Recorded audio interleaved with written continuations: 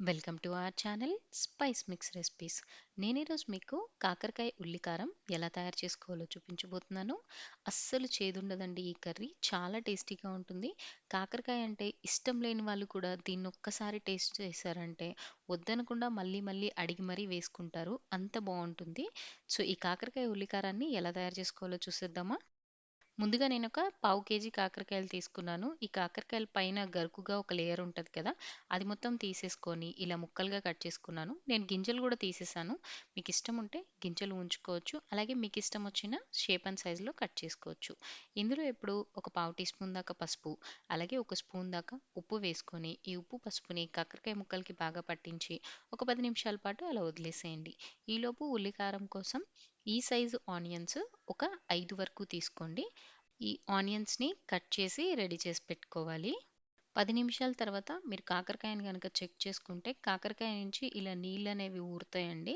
ఇప్పుడు ఈ కాకరకాయ ముక్కల్ని తీసుకొని ఇలా గట్టిగా పిండేశారంటే ఈ కాకరకాయలో నుంచి వాటర్ అనేవి బయటకొచ్చేస్తాయి. ఇలా చేయడం వల్ల కాకరకాయలో ఉండే చేదంతా పోతుందండి.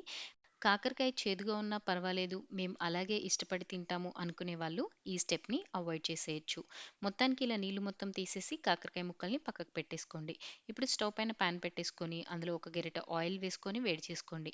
ఆ తర్వాత మనం రెడీ చేసి పెట్టుకున్న కాకరకాయ ముక్కల్ని వేసుకొని మీడియం ఫ్లేమ్‌లో ఒక 3, 4 నిమిషాల పాటు ఇవి లైట్‌గా ఇలా రంగు మారేంత వరకు ఫ్రై చేసుకుంటే సరిపోతుంది.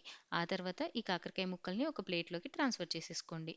మళ్ళీ ఇదే పాన్‌లో ఇంకొక గరిటె వరకు ఆయిల్ వేసుకోవాలి. ఆయిల్ కొంచెం వేడైన తర్వాత ఇందులో ఒక స్పూన్ మినపప్పు, అలాగే ఒక స్పూన్ పచ్చిశనగపప్పు వేసుకొని ఫ్రై చేసుకోవాలి. ఒక స్పూన్ జీలకర్ర, అలాగే ఒక స్పూన్ వరకు ధనియాలు కూడా వేసుకొని చక్కగా ఫ్రై చేసేసుకోండి. ఇవన్నీ బాగా వేగిన తర్వాత మనం కట్ చేసి పెట్టుకున్న ఉల్లిపాయలు ఉన్నాయి కదా! అవి కూడా వేసేసుకోవాలి.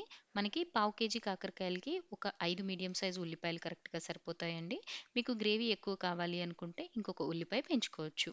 ఉల్లిపాయలు కొంచెం సాఫ్ట్ అయ్యి, ఇలా ట్రాన్స్‌పరెంట్ కలర్‌కి చేంజ్ అయిన తర్వాత స్టవ్ ఆఫ్ చేసేసి దీన్ని పూర్తిగా చల్లారనివ్వండి. ఆ తర్వాత మిక్సీ జార్‌లోకి ట్రాన్స్‌ఫర్ చేసేసుకోండి. ఇందులో రుచికి సరిపడినంత రాళ్ళు ఉప్పు, ఒక 4 స్పూన్ల వరకు కారం వేసుకోవాలి. అలాగే ఒక 7-8 వరకు వెల్లుల్లిపాయలు కూడా వేసేసుకొని ఇదంతా చక్కగా పేస్ట్ లాగా రెడీ చేసేసుకోవాలి. ఇలా రెడీ చేసుకున్న పేస్ట్‌ని పక్కకు పెట్టేసుకోండి. మళ్ళీ స్టవ్ పైన అదే కడాయిలో ఒక 3 గరిటెల వరకు ఆయిల్ వేసుకోవాలి. ఈ కాకరకాయ ఉల్లి కారంకి కొద్దిగా ఆయిల్ ఎక్కువే పడుతుందండి. అప్పుడే టేస్టీగా ఉంటుంది. ఆయిల్ వేడైన తర్వాత ఇందులో పోపు దినుసులు, ఆవాలు, జీలకర్ర, మినపప్పు ఇంకా పచ్చిశనగపప్పు వేసుకొని ఫ్రై చేసుకోవాలి. ఒక రెమ్మ కరివేపాకు కూడా వేసుకొని చిటపటలాడిన తర్వాత మనం మిక్సీ పట్టుకున్న ఆనియన్ పేస్ట్ మొత్తం వేసేసుకొని చక్కగా కలిపేసుకోవాలి. ఆనియన్ పేస్ట్ ఆయిల్‌లో బాగా కలిసిన తర్వాత మనం రెడీ చేసి పెట్టుకున్న కాకరకాయ ముక్కలు కూడా వేసి కలిపేసుకోవాలి. ఈ టైంలోనే ఉప్పు చెక్ చేసుకోండి. నాకైతే కరెక్ట్‌గా సరిపోయింది. అవసరం అనిపిస్తే ఈ టైంలోనే యాడ్ చేసేసుకోవాలి. ఇంకా మూత పెట్టేసి లో ఫ్లేమ్‌లోనే మధ్య మధ్యలో చెక్ చేసుకుంటూ ఈ ఉల్లి కారంలో ఉండే పచ్చంతా పోయేంత వరకు కుక్ చేసుకోవాలి. మధ్య మధ్యలో ఇలా ఉల్లికారంని కలుపుకోవడం వల్ల ఉల్లికారం అనేది మనకి ఈవెన్‌గా ఫ్రై అవుతుంది.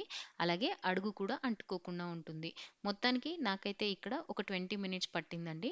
20 మినిట్స్ తర్వాత ఈ ఉల్లిపాయలో ఉండే పచ్చంతా పోయి చక్కగా వేగిపోయింది. ఉల్లికారం బాగా వేగి ఇలా చక్కగా బ్రౌన్ కలర్‌లోకొస్తేనే మనకి కర్రీ టేస్ట్ అనేది బావుంటుంది. ఆ తర్వాత ఇందులో సన్నగా కట్ చేసి పెట్టుకున్న కొత్తిమీర కూడా వేసి కలిపేసుకుంటే మన కాకరకాయ ఉల్లికారం అనేది రెడీ అయిపోయిందండి. ఈ కాకరకాయ ఉల్లికారాన్ని వేడి వేడిగా అన్నంతో తింటే అద్భుతంగా ఉంటుంది. చూసారుగా కాకరకాయ ఉల్లికారం ఎలా తయారు చేసుకోవాలో దీన్ని మీరు కూడా ట్రై చేసి టేస్ట్ చేయండి. వీడియో నచ్చిందా? ఛానల్‌కి సబ్స్క్రైబ్ చేసుకోండి.